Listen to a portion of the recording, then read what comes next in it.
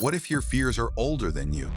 What if your anxiety did not begin with your own life, but long before you were born? Right now, your body may be carrying more than your own story. It may be carrying the fear, pain, and survival struggles of the people who came before you. For a long time, people believe trauma ends with the person who suffers it. They believe pain stays in the mind, and when that life ends, the pain ends too. But what if that is not true?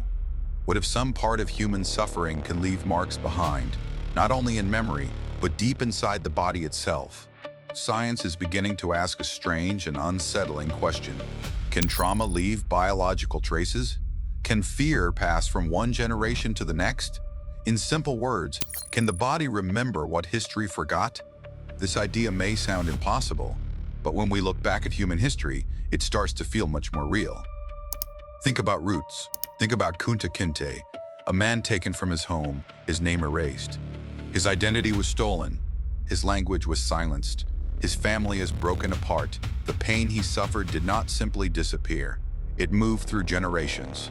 It lived on in children and grandchildren who never saw the original suffering, but may still have carried its shadow. This brings us to a deeper and more disturbing question. What happens when pain lasts across generations? What happens when history does not stay in the past, but quietly remains alive inside the human body?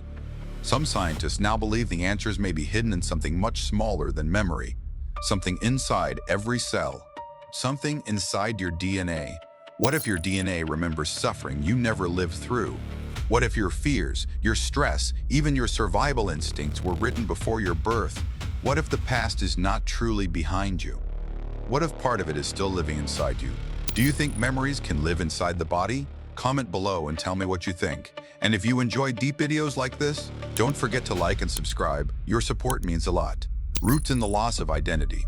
To understand how trauma can stay with people across generations, we first need to understand what Roots is really about. On the surface, Roots tells the story of slavery. But at a deeper level, it tells the story of identity being taken away. It shows what happens when a person is forced to lose not only freedom, but also their name, their language, and their connection to family. At the center of this story is Kunta Kinte. He was taken from his home in Africa and forced into slavery. But taking his body was only the beginning. His captors also tried to erase who he was. They gave him a new name. They punished him for speaking his own language. They tried to separate him from his past. Every part of his identity was attacked, and that may be one of the deepest forms of pain a human can experience. Because identity is more than memory. It is more than knowing your name or where you came from. Identity helps people feel connected. It helps them feel safe inside themselves. It gives them a sense of belonging. When that connection is broken, something inside can begin to break too. This kind of trauma does not always leave visible scars. It can live quietly in the mind. It can create fear, confusion, sadness, and a feeling of being disconnected. Over time, those feelings can spread across generations. Children may grow up hearing only pieces of their family's story. Some may never know where they truly came from. Some may feel pain that they cannot fully explain. A missing connection. A silence where history should be. That is what makes Roots more than a story about the past. It is a story about what happens when generations grow up carrying the effects of something they did not directly experience. Trauma is not always physical. Sometimes the deepest wounds are emotional. Sometimes they come from losing the very things that tell us who we are. And when identity is taken away, the human mind can carry that loss for a very long time. The body may heal, time may move forward. But some parts of human pain do not disappear so easily. Sometimes they stay hidden, quietly passed from one generation to the next. The first human traumas, ancient fear systems. Human suffering did not begin in modern times. It has been part of human history for thousands of years. Long before science began studying trauma, people were already living through fear, violence, and loss on a massive scale. Entire societies were built around systems that used fear to control human behavior. And over time, those experiences may have taught the human body how to survive in ways we still carry today. Think about the Roman Empire.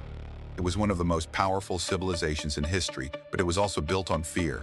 Public punishment was common. Executions were often done in front of crowds. Violence was not hidden. It was meant to be seen. It was a message. It told people what could happen if they disobeyed. Slavery was also a normal part of life. Millions of people lived without freedom, forced to obey under constant threat. When people live in fear for long periods of time, the nervous system learns from it. The body becomes alert. The mind begins watching for danger. Survival becomes the main goal. Over time, fear can stop feeling like a temporary response and start feeling like a permanent state. But fear was not only used through violence. In many ancient societies, people were born into strict social systems they could not escape. In caste systems and inherited class structures, a person's role was decided from birth. Some were taught to lead, others were taught to obey. Generation after generation, people learned where they belonged and what they were allowed to become. That kind of pressure can affect the human mind deeply. When people grow up believing they must stay in one place, fear of stepping outside that role can become part of how they think. Religious conquest also left deep scars. Across history, many groups were forced to give up their beliefs, traditions, and ways of life. Sacred stories were erased, languages disappeared, old identities were replaced by new ones. For many, survival meant accepting a new reality, even if it meant losing part of themselves. This raises a difficult question. If fear and suffering repeat for generations, can they begin to affect human biology? Can repeated stress teach the body survival patterns that last far beyond one lifetime? Science is still searching for answers, but one thing is clear. Humans have been living under systems of fear for a very long time, and it is possible that some of those old survival responses are still living quietly inside us today. Maybe some of the fears we carry are not only our own, maybe they were learned long ago. Do you think fear can be passed from one generation to the next? Tell me below. And if this topic interests you, hit like and subscribe for more deep dives. Your support helps keep these conversations going. Slavery and biological stress memory. Few events in human history caused as much suffering across generations as the Atlantic slave trade. Millions of people were taken from their homes, separated from their families, and forced into lives of fear and labor. They were moved across oceans against their will. Many never saw their loved ones again. Families were broken apart. Parents lost children, children lost parents. Entire bloodlines were scattered, and many people were forced to live each day under the constant threat of punishment, violence, and loss. For those who survived, fear was not something they felt once in a while. It became part of everyday life. To understand what that can do to a person, we need to understand stress. When humans feel danger, the body releases stress chemicals. These chemicals help people survive. They make the heart beat faster. They sharpen attention. They prepare muscles to run or fight. This response can save lives during emergencies. But what happens when the emergency never seems to end? When stress lasts for weeks, months, or years, the body can begin to change. Sleep can become difficult. Trust can become harder. The mind may stay alert even when there is no immediate danger. The nervous system can begin to live in survival mode. Now imagine that happening not just to one person, but to entire generations. This is where science introduces an important idea called epigenetics. In simple words, epigenetics is the study of how life experiences can affect the way genes behave. Your genes are the instructions inside your body. But those instructions can react to what happens around you. Stress, fear, and trauma can sometimes change how certain parts of those instructions are used. Some scientists believe that in certain cases, those changes may even be passed forward. This does not mean trauma rewrites DNA itself. It does not mean suffering becomes permanent. But it may mean that history can leave small biological signs behind. Studies on trauma survivors have started to explore this idea. Research involving families affected by extreme suffering has found possible changes in how stress responses work across generations. Some descendants may show higher levels of alertness, some may struggle with trust. Others may carry strong survival thinking, always watching for danger even when life feels safe. It is important to be careful here. This is not destiny. It is not a weakness. It does not mean a person is trapped by the pain of the past. But it may help explain why some emotional patterns seem to echo across generations. Why fear can feel older than the person experiencing it. Why some people carry tension they cannot fully explain. History may not disappear as easily as we think. Some parts of it may stay hidden inside the body, pass quietly from one generation to the next. The Atlantic slave trade was not only a human tragedy, it may also have left biological echoes that still exist today, not as a sentence, not as proof of permanent damage, but as a reminder that the human body may remember more than we realize. And if that is true, then history may not only live in books, it may still be living inside us. Colonialism and cultural wounds. Colonialism changed more than borders. It changed lives, families, and entire ways of living. For many indigenous peoples around the world, the pain was not only about losing land, it was also about losing language, traditions, and identity. For many communities, land was more than property. It was a memory. It was history. It belonged. Families passed stories from one generation to the next. Songs, rituals, and beliefs helped people understand who they were and where they came from. Then much of that was taken away. Many indigenous communities were forced from their homes. Children were taken from their families and placed in boarding schools. They were often told not to speak their own language. They were punished for practicing their traditions. Some were even given new names, while the names given by their ancestors were erased. When a person loses their culture, they can begin to feel disconnected from themselves.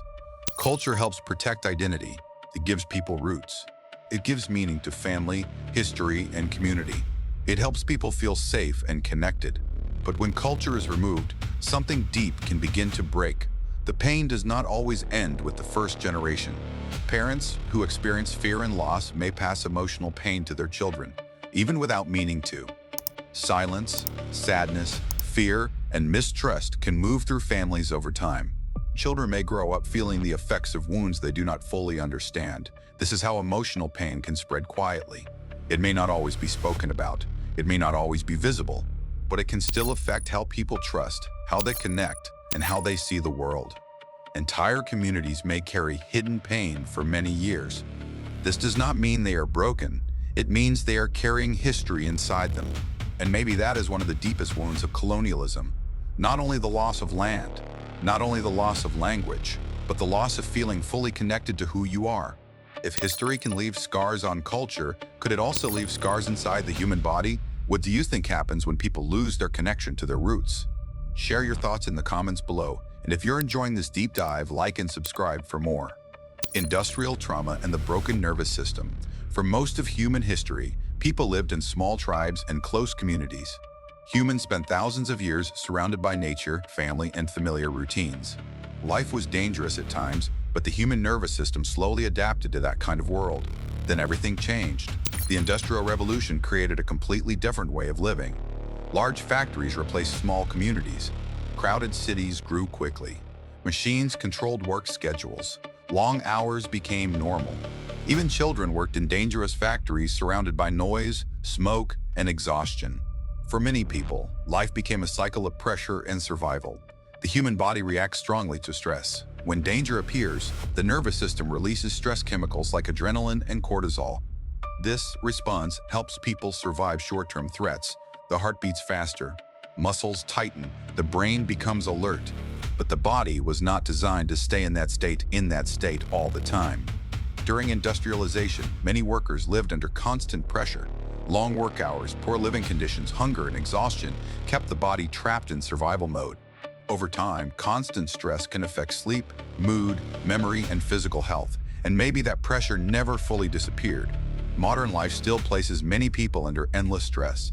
Fast schedules, financial pressure, social comparison, constant noise, and non-stop information keep the nervous system active almost all day.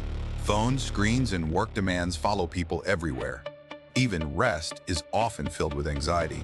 This creates an important question. Did modern life overload human biology? Humans evolved slowly over thousands of years, but industrial society changed life very quickly. The body and brain may still be struggling to adapt to a world filled with non-stop stimulation and pressure. This does not mean modern life is entirely bad. Technology and medicine have improved many lives. But it may also explain why stress, anxiety, burnout, and emotional exhaustion feel so common today. The nervous system was built to survive danger, not to live inside endless pressure every single day. And maybe that is why so many people feel tired even when they are standing still. Do you think modern life keeps people trapped in constant stress? Comment below and share your thoughts. Your ideas help this community grow, so join the discussion and be part of the conversation. World wars and trauma that echo. The world wars changed human history forever.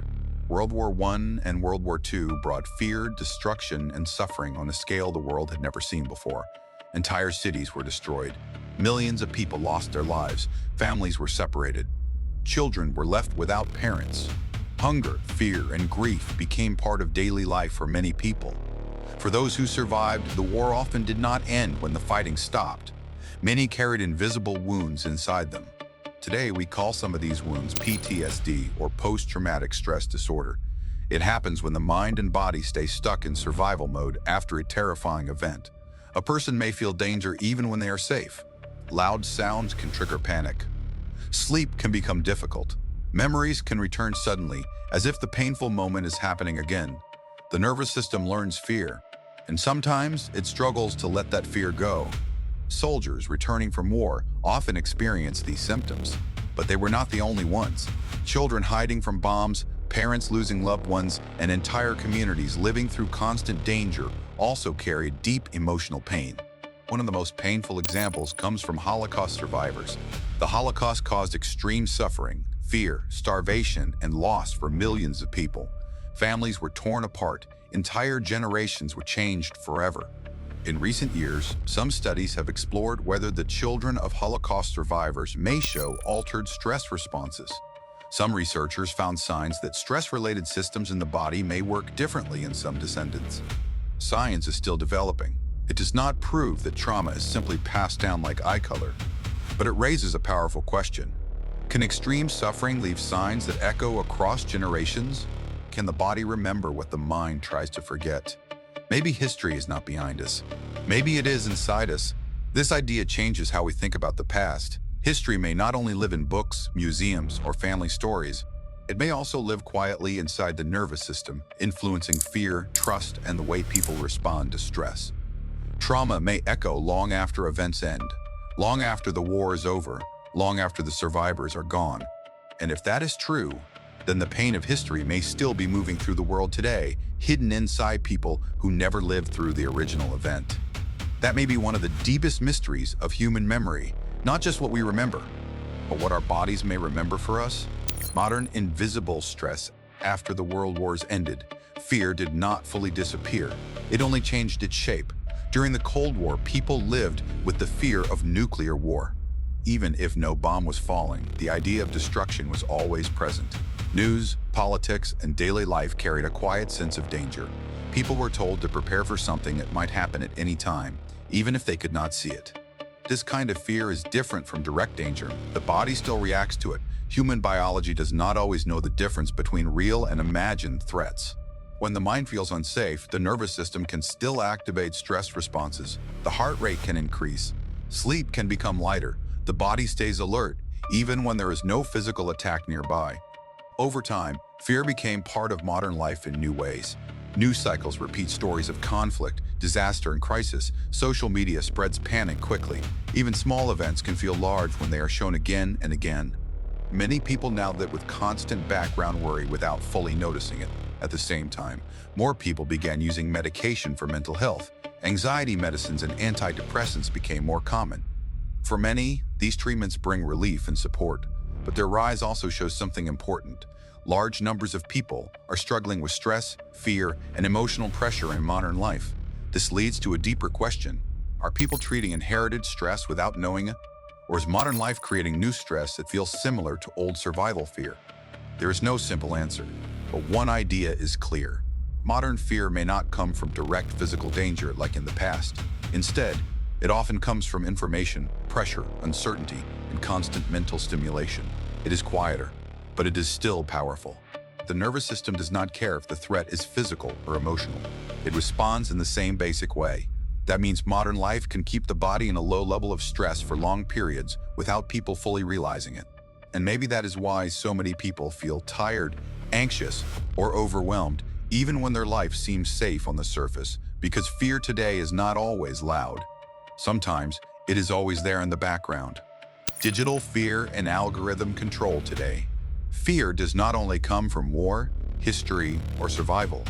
It also comes from the devices people carry every day. Phones are now a constant part of life. They show news, messages, videos, and alerts all day long. These small signals affect how people feel. A single notification can change attention in seconds. A breaking news alert can raise stress even when a person is safe at home. Social media platforms are designed in a way that keeps attention active. Content that creates strong emotions often spreads faster. Outrage, fear, and shock get more attention than calm or neutral content. Over time, people start seeing more emotional and extreme posts. This creates a cycle. Doomscrolling is one example. It means continuously scrolling through negative news or stressful content, even when it makes a person feel worse. People do it without fully realizing it. The mind keeps searching for updates, as if it is trying to stay ready for danger. Fear addiction can also develop in small ways. The brain begins to expect new alerts, updates, or emotional spikes. Silence can start to feel uncomfortable. Constant stimulation becomes normal. But behind all this is something deeper. Old survival instincts are being triggered by new technology. The human brain evolved to react quickly to danger. In the past, this helped people survive real threats like predators or attacks. Today, the same system reacts to digital signals like notifications, headlines, and online arguments. Artificial intelligence adds another layer to this system. Algorithms study behavior patterns. They learn what people click, watch, and react to. Over time, they can predict what kind of content will hold attention longer. This leads to an important question. Who understands your mind better, you or the algorithm? Most people do not think about this every day, but the truth is that digital systems can track patterns in attention and emotion. They can adjust what appears on screens based on those patterns. This does not mean technology has full control over human thought, but it does mean that attention is being shaped in subtle ways every day. Fear is no longer only something humans experience in the wild or in history. It is now something that can appear on a screen at any moment. And because it is constant, many people no longer notice how much it affects their emotions. Do you think social media is changing how humans feel and think? Tell me below. Like and subscribe if you want more videos that make you question everything. Can trauma be healed? After exploring fear, history, and inherited pain, one important question remains. If trauma can be passed through generations, can it also be healed? The answer is not simple, but there is hope. Science suggests that epigenetics is not fixed forever. It does not lock a person into one fate. Gene activity can change depending on environment, behavior, and life experience.